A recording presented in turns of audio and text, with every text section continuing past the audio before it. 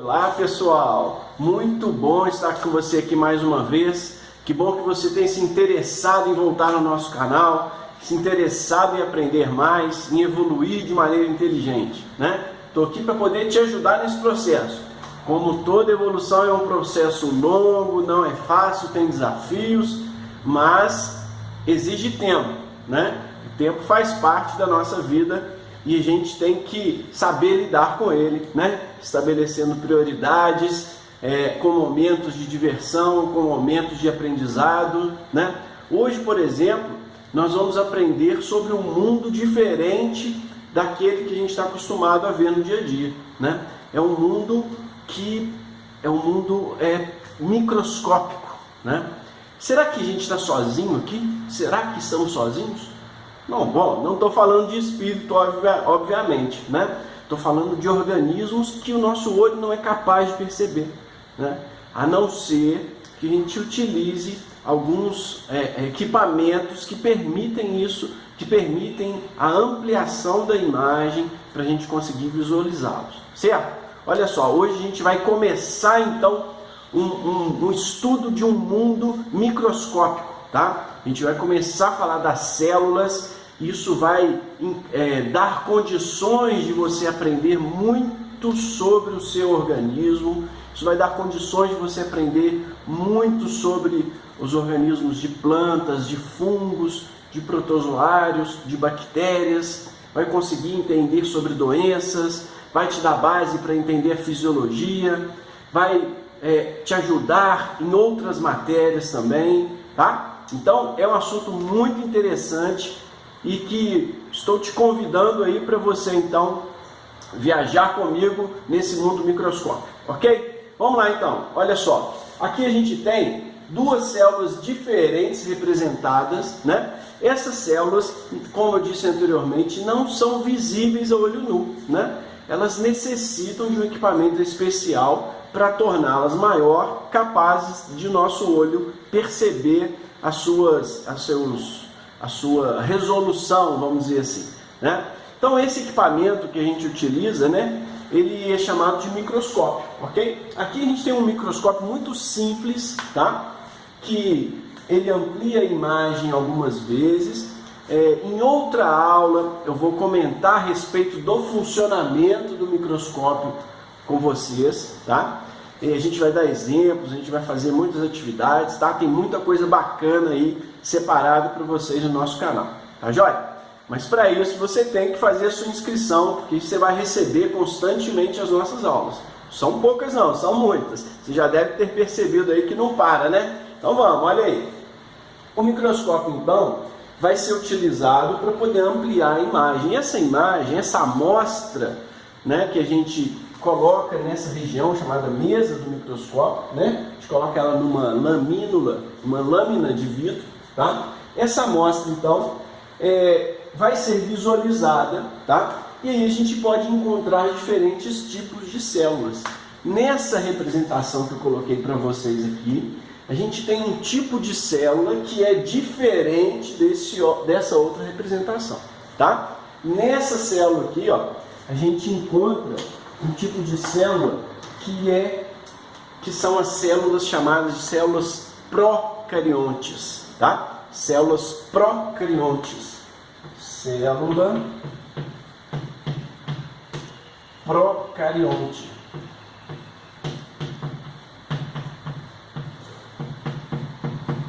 Ok? Por que ela tem esse nome? Porque em termos evolutivos, né, diz a história evolutiva, diz a ciência, né, não é especulação, não é imaginação, não é que uma pessoa acredita que isso aconteceu. Realmente aconteceu, né? Existem fatos comprovados cientificamente de que isso realmente aconteceu, né? Então, essa célula, ou alguma célula parecida com essa, né, ela surgiu antes desse outro tipo de célula aqui, tá? Que é chamado de célula eucarionte.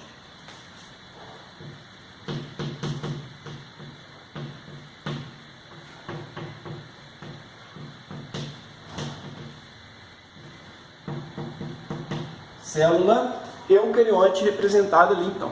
Então hoje, nessa aulinha, eu vou apresentar de maneira bem geral essas células e aí depois a gente vai comentar com mais detalhes cada uma das suas estruturas ali e qual a importância disso, né? Não faz sentido a gente ficar estudando alguma coisa que não tenhamos aplicação no nosso dia a dia, né? Até porque se não tiver aplicação, o nosso cérebro não vai guardar, né? A gente vai esquecer o que a gente não usa, não precisa guardar, né? Então vamos lá, olha só, as células procariontes então, elas são procárions, ou seja, elas são vieram anteriores ao surgimento de uma estrutura chamada de núcleo. O núcleo é encontrado na célula eucarionte, mas a célula procarionte não tem núcleo, tá? Então, em termos evolutivos, inicialmente surgiu uma célula procarionte que foi evoluindo, né? Foi se multiplicando, foi aumentando a quantidade e algumas dessas células sofreram modificações, que a gente vai estudar em outra aula, que deu origem à célula eucarionte, tá? E os dois tipos então de células continuaram evoluindo, tá? Não é que existe uma, deu origem à outra e essa primeira não existe mais. Não, essas aqui continuaram seu processo evolutivo e agora com aquele outro tipo de célula também evoluindo e formando outras variações celulares. Tá? Então, a célula procarionte, a célula eucarionte tem esse aspecto. Perceba que a célula procarionte aqui, a gente tem detalhes, olha só, com cores diferentes, né? Essa célula procarionte, ela é típica de uma célula bacteriana, uma bactéria. Já ouviu falar? Bactéria, tá? Então, no nosso dia a dia, toda hora a gente escuta falar infecção bacteriana, né? Várias doenças são causadas por bactérias, tuberculose, pneumonia, infecções urinárias, infecções na garganta, né? Em comum, as bactérias são células procariontes. Elas têm formas diferentes, elas têm estruturas diferentes, têm funcionamentos diferentes, vivem em ambientes diferentes, né? A gente vai estudar isso também em outra aula, tá? Mas olha só, de fora para dentro, algumas bactérias tem essa estrutura aqui, ó, que é chamada de cápsula, tá? Cápsula, tá? Ela é formada por polissacarídeo ou, dependendo da bactéria, ela é formada por polipeptídeos, né? São moléculas que a gente vai ver em outra aula, uma aula de bioquímica, tá? Então, ó, essa cápsula vai ser importante, vai revestir algumas bactérias, não são todas não, tá? São algumas. Por exemplo, as bactérias que causam cárie têm cápsula, tá? Essa cápsula vai ajudar ela a fixar no dente, para poder se alimentar do material que tem ali, tá bom? Olha só, a cápsula, logo abaixo da cápsula, existe uma estrutura que é chamada de parede celular, tá? Parede celular tem outra composição, é polissacarídeo também, né? É carboidrato também, só que ela tem um aspecto diferente e também varia de célula para célula, tá? Na faculdade, se for seguir curso de saúde, você vai aprender lá que algumas são caracterizadas com bactérias gram-positivas, gram-negativas. Daí então o antibiótico ele vai atuar principalmente nas gram-positivas, ou o antibiótico vai atuar principalmente nas gram-negativas, ou ainda, alguns antibióticos atuam nos dois tipos. Então, dependendo da parede celular que a bactéria tem, ela vai sofrer a ação de determinados tipos de antibióticos, tá? Internamente ainda, a parede celular é encontrada uma membrana, que é chamada de membrana plasmática, tá? Membrana plasmática, ela delimita a célula, ela é formada por lipídios, é formada por proteínas, tá?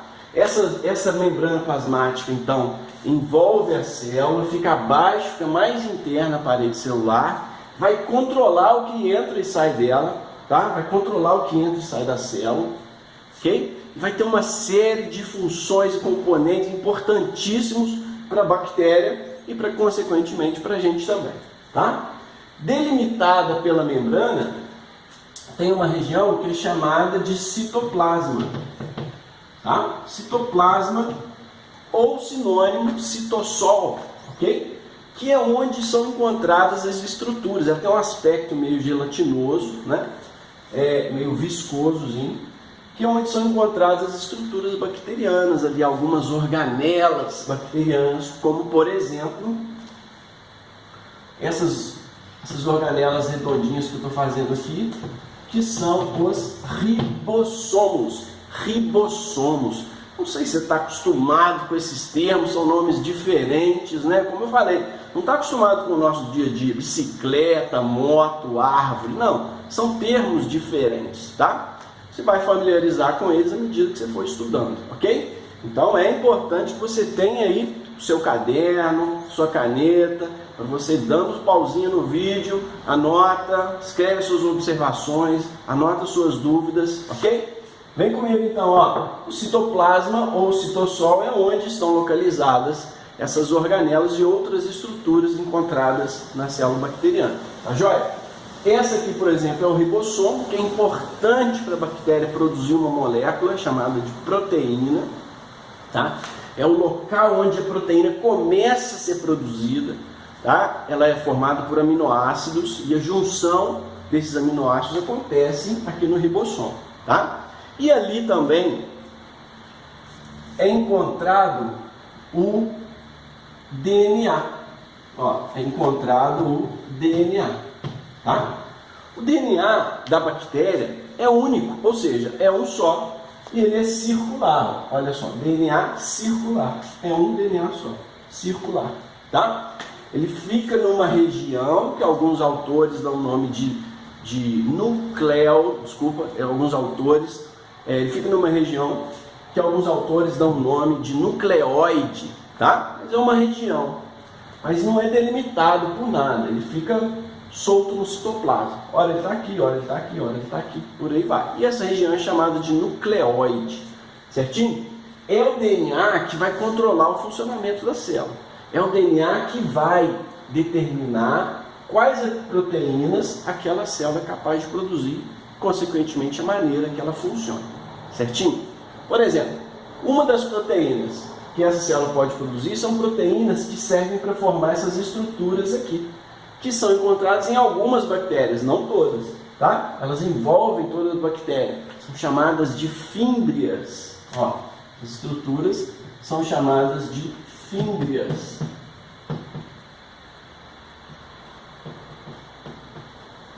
Tá? Alguns autores chamam de pelos, tá? Mas não são pelos iguais aos nossos, são outros pelos, tá? Fímbrias são essas estruturas, vão servir para adesão a ela, para ligar, para se aderir, tá? No ambiente onde ela está, vai servir para ela deslocar também, tá? Tem proteínas que não vão ser usadas para fazer fímbria, então a célula não tem fímbria, a célula tem outra estrutura que é alongada, tá? Elas são alongadas, no caso então é o flagelo. Ó.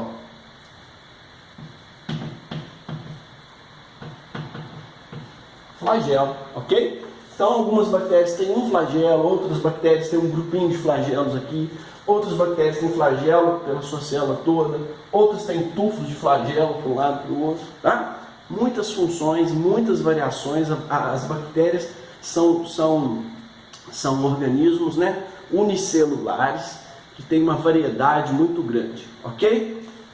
Passa para cá, ó. Agora você já pode perceber e comparar o que uma célula eucarionte e uma célula procarionte tem de diferente, né? Você pode perceber que essa célula eucarionte possui uma membrana plasmática, ó, do jeitinho que a gente viu que é encontrado nas bactérias, tá? Os seus componentes vão ser parecidos e mais não semelhantes. Então existem lipídios na membrana e proteínas na membrana da célula eucarionte que não tem na célula da bactéria e vice-versa, ok? Também é encontrado citoplasma. Nesse citoplasma também tem ribossomos. Ok?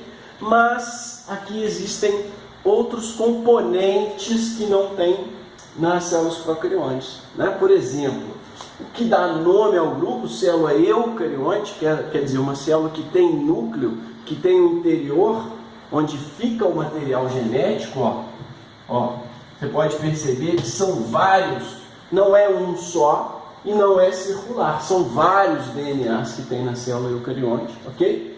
Ele fica delimitado, fica num compartimento, numa região que é chamada de núcleo, ok?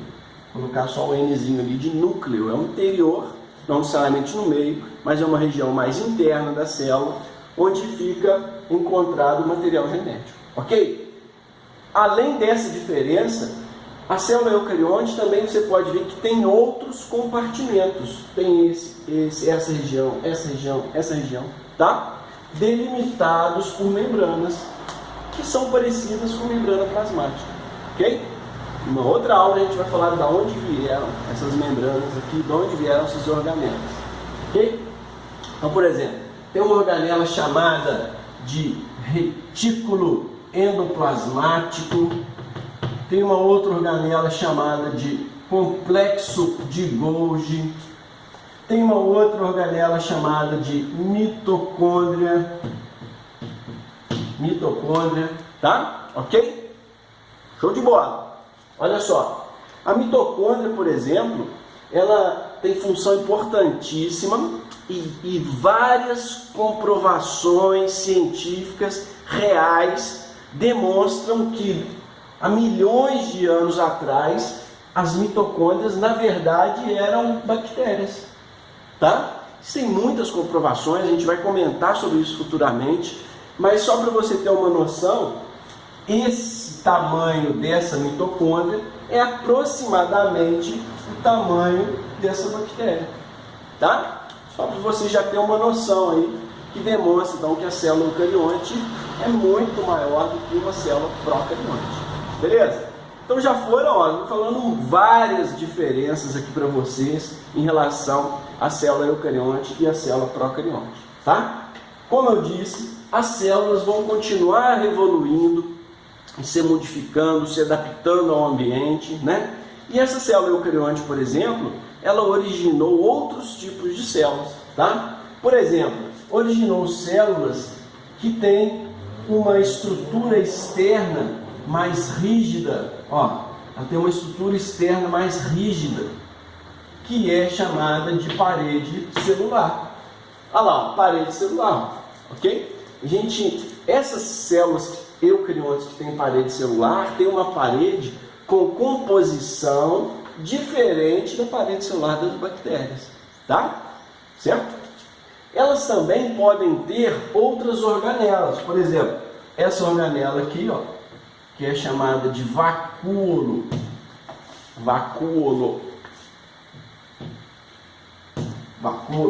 certo? Tem várias funções de vacúolo dependendo do tipo de célula que encontrar.